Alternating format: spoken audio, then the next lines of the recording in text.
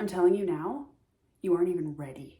You are not even ready for what Prepared Melly brings to the YouTubes. Okay, let me tell you this. Prepared Melly is also extremely supported. So after my last YouTube video, I had a flood of DMs, comments, and emails with like really, really good tips. But the best ones were the ones that were like, you gotta change your camera settings. So someone sent me a link to an article that was like 5 things to do to make your videos look better for YouTube. And I was like, no way, this is what I needed the whole time. So I got it. So we're trying it. Also, I have locks to show you in today's video that are already removed and waiting just here in front of me. And I have repeated the order that I'm gonna go in. You guys don't even know. You don't even know what I'm about to bring. Peak professionalism, peak professionalism. All right, let's get into this ish. Okay, first of all, oh shoot, welcoming. I gotta welcome. Peak professionalism. Hi, my name is Melissa from Mellyknits, and together with my husband, we run this side hustle that's gone wild, where essentially we grab raw wool from all over the world and we wash it and we sell it to spinners.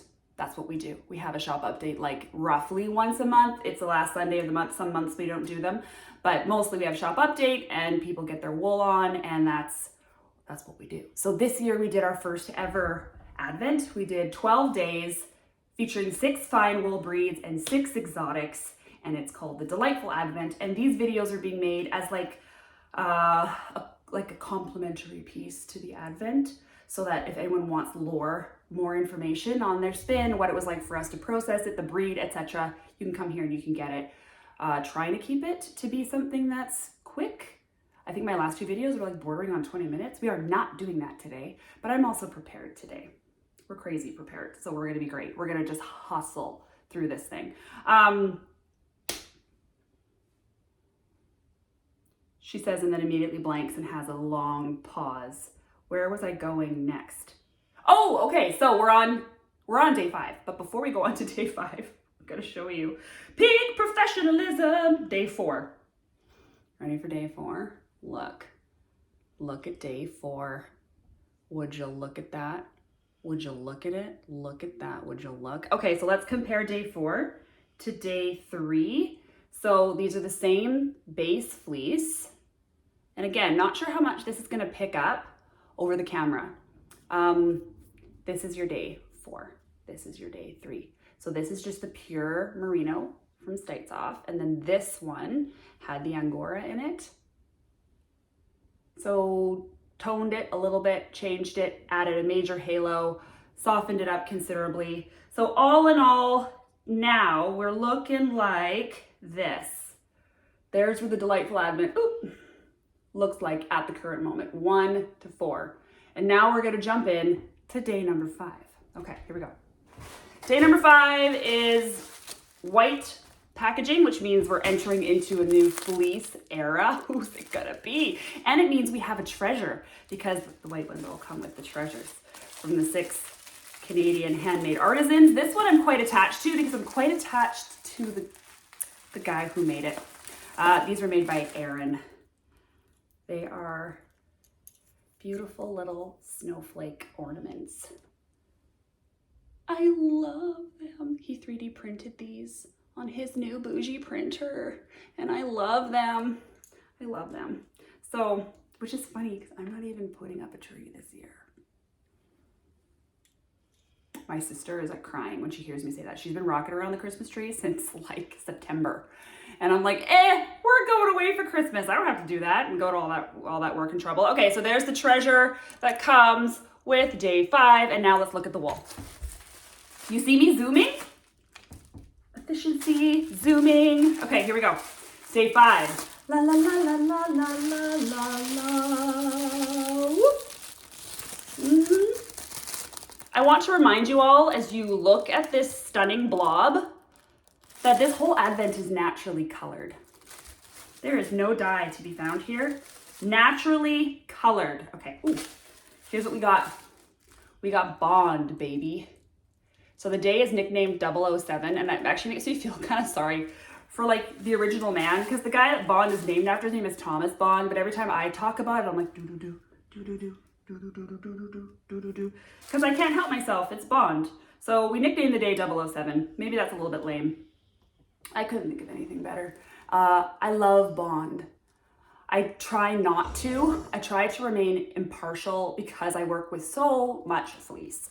But there are a few that I shout out as being like favorites. So like Navajo churro, I will outright be like, this is one of my favorites to spin. When I speak favorite, I speak to spin, my favorite to spin. Bond is like up there. I'm gonna go top 5. 3, 5. I'm gonna go top 5, okay? Favorites to spin. Here's why. It's fine, it's soft, it's lustrous, it's easy to spin, it's great to wear, it's got all these qualities to it. It's got this wicked good staple length, and this isn't even one of the longest ones. There's the lock. Now that lock's a bit blown out. I brought some raw ones to show you guys because when we wash them, we frick them about in hot water and soap, right? So you lose some of that definition you can see when it's raw. But I mean, and this color, it's like oyster. It's like champagne. It's so, so pretty. And when I was picking the fleeces for the Delightful Advent, color like super mattered. Like the Stites off from days 3 and 4, that like ever so slight silver and like the specific tone of silver that it was, or that Corriedale, it was like white, like fake veneer teeth white. It was like crazy white. And I don't know, the color totally mattered to me. So this one, dang it, because I've worked with like, so this is from Shiloh wool in Australia. Australia is where you're gonna find a lot of your Bond. And I've worked with probably like 24 fleece from Shiloh wool, Bond fleece. And I've worked with all manner of colors, and this color is just like special precious. Absolutely love it. Okay, I'm gonna spin a little bit. And when I spin a little bit, I'm gonna talk to you about Bond, because this is a lore video after all. So going through my flow, do you see how well we're doing right now? I have shown you the previous day. I have done a proper introduction. I haven't done anything too stupid yet. And now I'm gonna spin this and I'm gonna talk to you about the breed and about preparing the breed. So I warned you, watch out. This awesomeness is addictive and catching. Feeling it today. Okay. No calamities shall beset us. We will no longer be afflicted as I have felt on here. All right, I'm gonna set up. I'm just looking to see if I'm here. We're here. Everyone's here. Okay, I'm gonna grab some of this Bond. Oh, you know what I wanna show you though quickly is the locks. This is interesting to me. Always very interesting. So here's raw Bond. So you guys can see. The evenness of the crimp, the definition of the staple, the length of the staple. Like, that's a big, long, beefy staple. Look at that thing.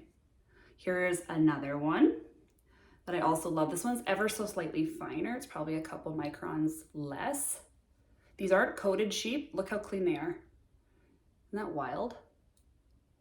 That beauty, absolute beauty. So there's another Bond. So not as long, not as beefy as this one, but you know, well, it's close. And then this one. So Jackie from the Knitting a Good Yarn podcast, she loves this Bond. She calls her Miss Caramella. I call her Niblet to the Afflicted because this is raw. Look at how gorky. I love this fleece. So gorky compared to the others, right? Like just, this one is James Bond.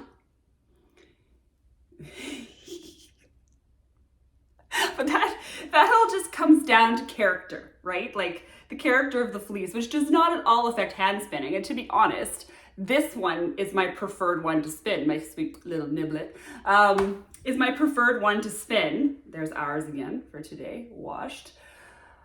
We can talk about character. I don't know if anyone cares, but we can talk about fleece character. Okay, but let's talk about Bond real quick. So this fleece from Australia, breed was like officially a thing in early 1900s. an offshoot of Corriedale, which I didn't know until I spoke with Lynn from West Coast Color. And we were at Knit City together and we were talking Corriedales and bonds, and I always learn so much from Lynn. And when she starts talking, I just sit there and I just listen to her because she's like this human encyclopedia of wool. So what she told me about bond is that it's very closely, it was like an offshoot of Corriedale way, way back. So like I said, about 120 years ago or something, where Corriedale went for like length and strength and bond went for like softness. So I looked into it ever so slightly more. Yes, I actually looked into official news on this, and Thomas Bond, early 1900s, they were doing something with Corriedale for living in a certain kind of climate. I'm gonna Mel-splain this to you right now. To live in a certain kind of climate, and then it came out like wicked different. And then he was just like, oh, this is a new breed now. This will be my breed. I am Thomas Bond and this is Bond. And here we go. Now there's some chick in 2023 being all like, and stealing his name away and making it all about 007. If only he knew. If only he knew. Okay, we're spinning. Oh, I'm 11 minutes in and we're spinning. I'm killing it. I'm so proud of me today. Okay, here we go. So as far as Bond character goes, oh, you're locking it up already. What are you, new? Yeah, slow down, sister, slow down.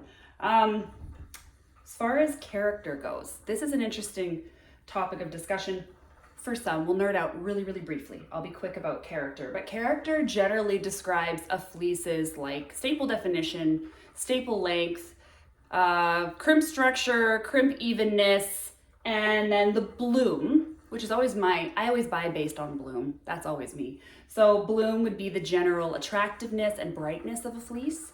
So those are the things that like wool judges are looking at based on like a breed standard. Like is it hitting all the targets? And then that fleece will get like a 10 out of 10, gold star, yay you have excellent character for your breed. But for hand spinners, really, we care if the fleece is sound, right? We don't want broken fleece, tippy fleece that's weak. We care if the fleece we care about the condition of the fleece, some less than others. Like I'm burn pile girl, right? So you can bring me something that's like just scabby and I'm like, ooh, I bet that's gonna clean up well. Whereas other people are like, okay, I like coated.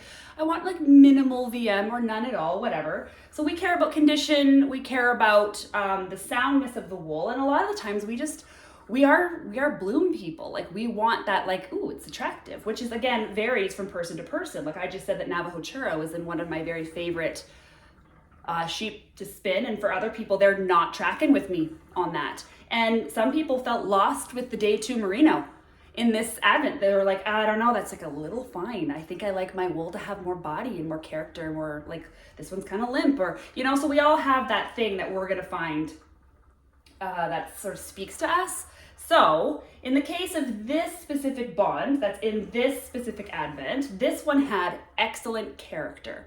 This is your poster child for good bond, for what it should be like.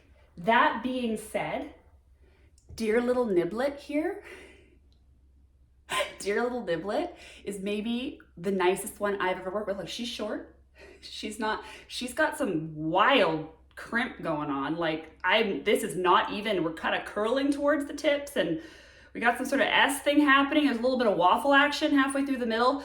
And compared to like the precision, the absolute architecture that is this, right? So just to note, okay, this bond is a rock star, gold star, but it really, did I make my point? Did I make my point? So you have the best possible example of your textbook beautiful bond. The only thing I would say about this one is that this one's like ever so slightly softer. So most bond is like 24, 25 microns that I've been working with. This one's softer. This one's like 22 or 23. And gosh, this color. Okay, processing bond.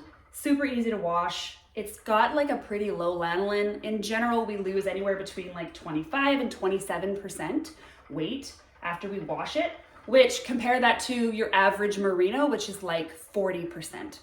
I had a merino last year, named Antoinette who lost 44%. And honestly, she's still greasy. She is just, I love her, but you know, we're on a timeout. We need a little break from each other because she's very stubborn with her lanolin. She really just wants to hold on to it. So anyway, this one, as far as washing it goes, couldn't be easier. It doesn't lean towards wanting to felt, although it can. It doesn't lean towards like holding on to it's not super a lot of lanolin. You know, like it's very easy to work with. As far as carding it, again, it's like up there with the Corriedale for how easy it was to card.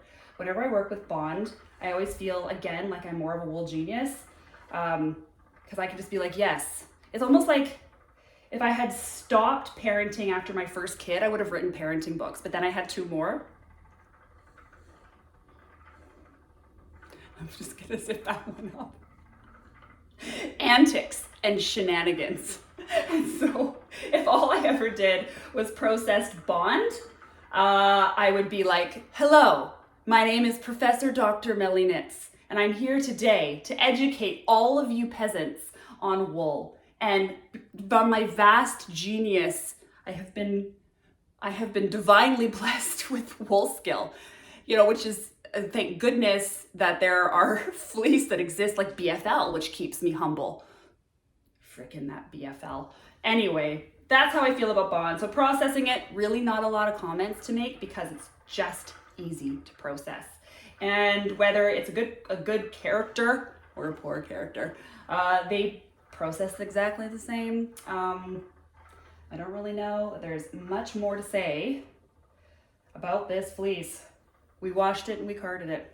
I can tell you that for me in my own area with my own water pH levels, this one was just a 1-in-1, like 2 scours, each with 1 tablespoon of power scour, and boom baby, it was clean. So again, that speaks to it being like not having crazy collections of lanolin.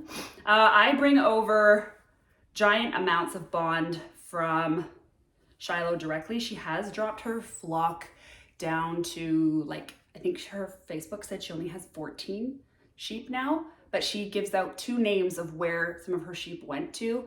I'll put them in the comments in case anyone's looking for bond, because their shearing is all going to start happening, and like in the spring there's going to be like fleece available or something.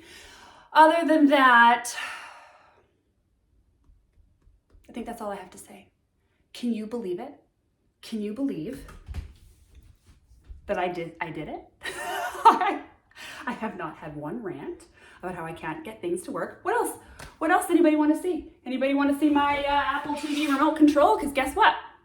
Focused and in frame. Oh yeah. What else do I have kicking around? Nothing. I can't think of a single thing, but if there was something very difficult to show here, I'd show it to you because I can now. Because we're killing it. So that's it for today. I showed you the thing. I spun the thing. I talked about the thing. Yeah, guys.